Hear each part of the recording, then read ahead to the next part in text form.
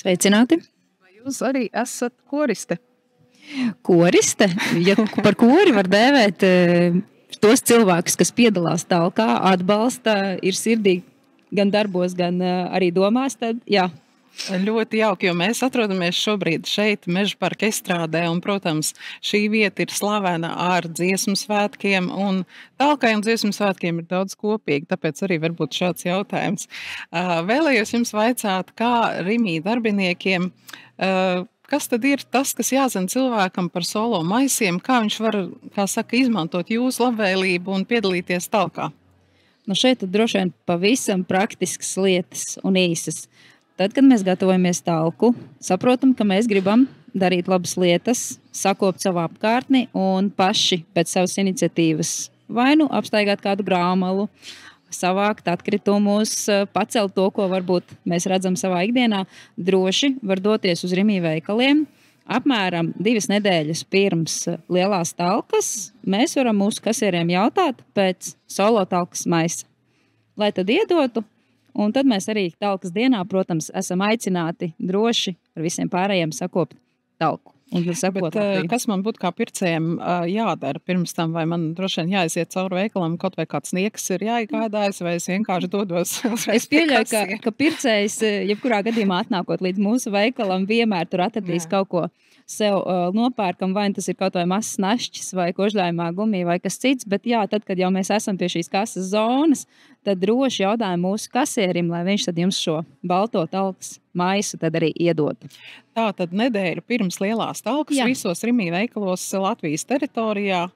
Jā, var jautāt mūsu kasieriem pēc talkas maisa. Un savukārt visiem skatītājiem es atgādinu, ka tad, kad šie talkas maisi ir piepildīti, lūdzu www.talkas.lv mājaslapā sameklējiet oficiālās talkošanas vietas un pievediet šos talkas maisus klāt jau atzīmētai vietai, jo jebkuru atstātu maisu mēs nevaram zināt un neprotam tad viņus savākt, lai tie nepaliek atkal dabā un netiek piesārņojums izdarīts. Vēl es gribēju jautāt, ka, protams, mēs esam nesen, kā saka, visi pārcietuši Covid un tur bija savi ārkārtīgi lieli ierobežojumi un arī bija daudz plasmas jāizmanto, kas, protams, nevienam dabas mīlim nav tuvs iepakojums. Vai jums ir kaut kāda stratēģija, taktika, kā jūs tagad redzat to savu attīstību, izeju ārā no šī varbūt pārāk daudz lietotā plasmasas iepakojuma, kas ir nepieciešams bijis šos gadus? Es, protams, pieļauju, ka daudz atcerās šos Covid laikus, kad, diemžēl, arī noteikumu iespējā mēs redzējām veikalos situāciju, ka, piemēram, katra smalkmaizīte mums nācās tomēr viņu iepakot šajā plasmasā. Tāpēc mēs esam ļoti, ļoti priecīgi par to, ka tagad, pēc visām PVD atļaujām mēs, protams, jau labu laiku drīkstam to arī nedarīt, un pircēji, protams, ir saprotoši. Tā kā tas noteikti ir liels solis, un paldies, kad arī likums mums to ļauj darīt. Bet, protams, ir daudz citas lietas, un tā ir tikai viena maza lieta, ko mēs kā uzņēmums darām.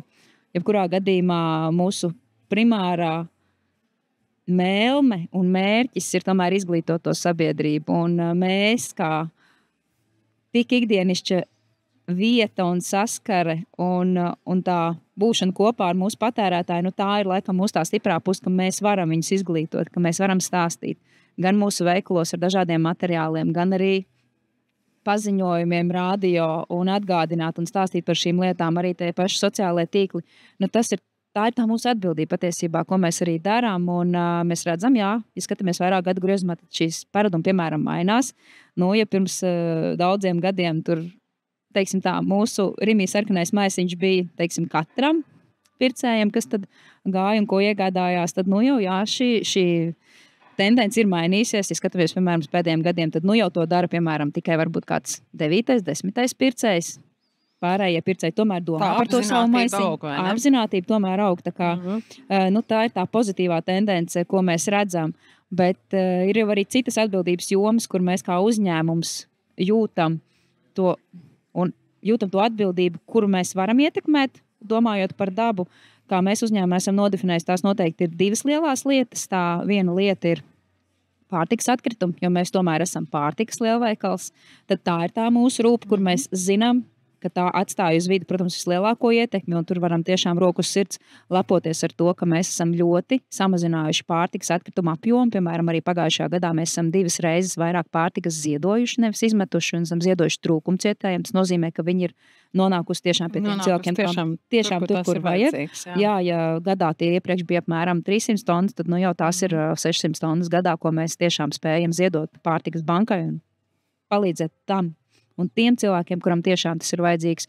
Otra lieta, protams, ir elektrība un daudz un dažādi energoefektīvi risinājumi, kas arī ir, protams, ilgtermiņa ieguldījums, bet arī tā ir lieta, kas atstāja uz vidi ļoti lielu ietekmi. Tā kā tas noteikti arī mans aicinājums būtu tieši tāpatās, kā to dara uzņēmumi, mazliet strateģiskāk varbūt pieiet tai savai ikdienai, ja uzņēmumi to tiešām skatās finansēs, skatās uz nākotni, un kā mēs iepriekš arī diskusijā runājām, vai tas kuģis grimstai, viņš peld, vai viņš tomēr turpinās to savu kursu, un vai planēta tiešām ir lemta iznīcībai, tad mēs kā uzņēmums, protams, saprotam un nesam to savu atbildību, lai šis kuģis nenogrimtu, un tas aicinājums droši vien, ka būtu arī mums katram kā patērētājam tomēr sasniegt to kritisko punktu un padomāt, kas ir kaut vai tās mazās lietas, ko mēs savā ikdienā varam darīt labāk, lai to dabu nepiesārņotu.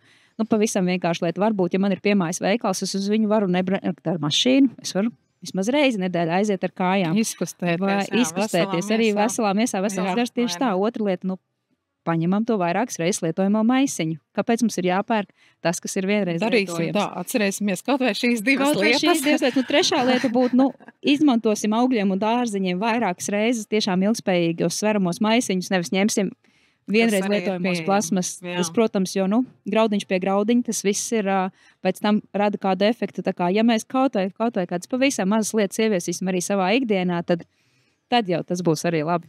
Paldies. Inga.